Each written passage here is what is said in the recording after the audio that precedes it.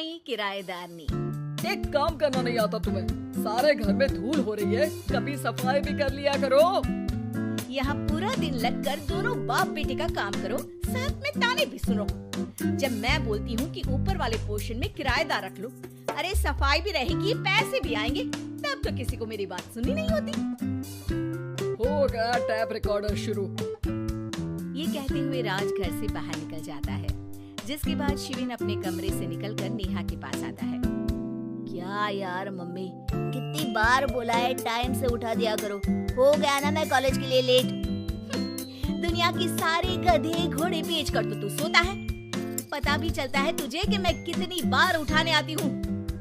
बस दोनों बाप बेटों को घर से निकलते हुए लेट होने की फिक्र है, वापस आते हुए कितना भी लेट हो जाए कोई फिक्र नहीं। ओहो मम्मी, ओवर एक्टिंग मत किया करो। माँ की बातें अब ओवर एक्टिंग ही तो लगेगी ना, मेरी तो कोई फीलिंग्स ही नहीं है। क्या करूं, मर जाऊं क्या मैं? ओफो मम्मी, जा रहा हूँ मैं, बाय। शिविन चला जाता है और नेहा बेचारी गिलस्ती अपने घर के कामों में लग जाती है। इसी तरह चलती है नेहा की जिंदगी, जिसमें उसके ज्यादा बोलने वाली आदत की वजह से उसका पति और बेटा उसकी फीलिंग्स की कदर किए बिना हमेशा उससे दूर भागते रहते हैं। पूरा दिन घर में अकेले रहो और जब पति या बेटे से बात करने जाओ तो उनके नखरे अलग। अब मुझे ही कोई अच्छा किराएदार ढूंढना पड़ेगा। इसी के साथ नेहा किराएदार की खोज शुरू कर देती है, जिसके कुछ महीनों बाद दूसरे शहर से यहाँ पढ़ने के लिए आई निम्मी घर ढूंढते हुए नेहा के पास आती है और वो उसे किराए पर रख लेती है। अगली सुबह हमेशा की तरह राज और शिविन अपनी जल्दी में होते हैं कि निम्मी वहाँ आ जाती है।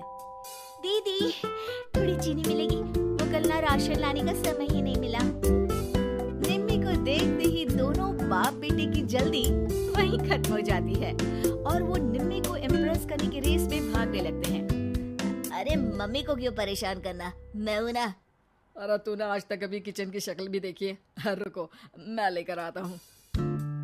चीनी का डिब्बा कौन सा है और कहाँ रखा है वो तो पता नहीं है दोनों को, फिर चीनी के अपने मुंह से निकलने जा रहे हो किचन में। अरे मैं तो बस तुम्हारी मदद करने के लिए बोल रहा था। है? क्या मदद? और वो भी तुम करोगे? सच में? अरे कोई तो सच बताओ, सुबह सुबह दोनों बाप बेटे कोई सूखा नशा करके तो नहीं आ गए ना? अरे कैसी बेकार की बातें करती हो मम्मी।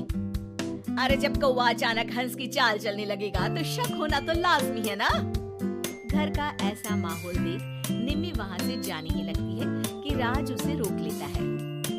अरे आपने चीनी तो ली ही नहीं? इट्स ओके भैया, मैं आज बिना चाय के ही कॉलेज चली जाऊंगी। जहाँ एक तरफ भैया सुन राज का दिल टूट जाता है, वहीं कॉलेज सुन शिविन खुश हो जाता है। वैसे आप कौन से कॉलेज में हो? इस पर निम्मी जवाब देने ही वाली होती है, लेकिन नेहा टोकते हुए बीच में बोल पड़ती है। अब दोनों को देर नहीं हो रही।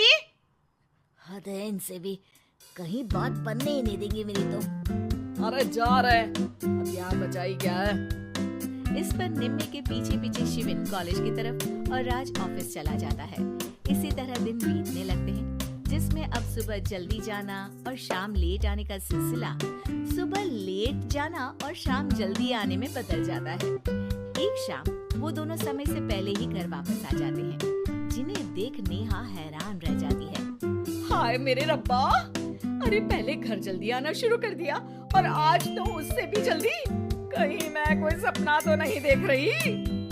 मतलब अब क्या हम अपने घर भी जल्दी वापस नहीं आ सकते?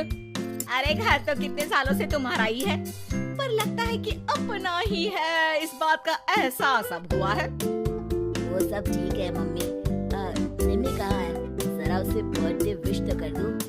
अरे वाह रे, आज तक तो अपनी माँ का बर्थडे तुझे याद नहीं रहा, उसका बहुत याद है। वो तो मुझे पापा ने याद दिलाया है।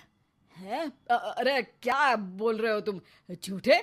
नहीं बेबी, देखो मुझे तो तुम्हारा बर्थडे भी याद नहीं रहता, तो उसका कहाँ से याद रहेगा मुझे? तौबा, मैंने तो किराएदार रखकर अपने ही पैर पर कुल्हाड़ी मार ली। बेटा तो बेटा, यहाँ तो बाप भी किसी से कम नहीं है।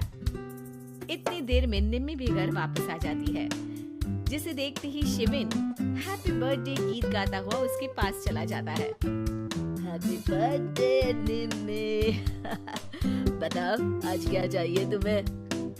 हाँ हाँ मांग लो ना इसकी जान। अरे नहीं नहीं, मुझे कुछ नहीं चाहिए, बल्कि मैं तो आज आप लोगों को कुछ देने आई हूँ। क्या क्या देने आई हो? निम्मी अपनी बैग में से मिठाई का डिब्बा और शादी का कार्ड निकालती है। ये मेरी शादी का कार्ड और मिठाई। आप सबको मेरी शादी में जरूर आना है और इसी खुशी में मिठाई खाइए।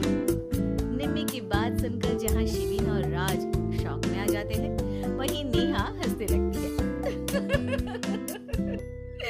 दिल के अरमां आंसुओं में बह गए। नेहा की बात से कंफ्यूज्ड निम्मी उससे इसकी वजह पूछती है, जिस पर नेहा अपने पति और बेटे की सारी करामातें उसे बताती है। I can't believe आपको मैंने भैया बोला, और शिविन तुम्हें तो मैं हमेशा छोटे भाई की तरह समझती हूँ, लेकिन कहते हैं ना, man will be always man. लेकिन आज से ये वुमेन सेम नहीं रहेगी इनके लिए। फिर क्या, बाप बेटे आगे आगे और नेहा झाड़ू लेकर उनके पीछे पीछे।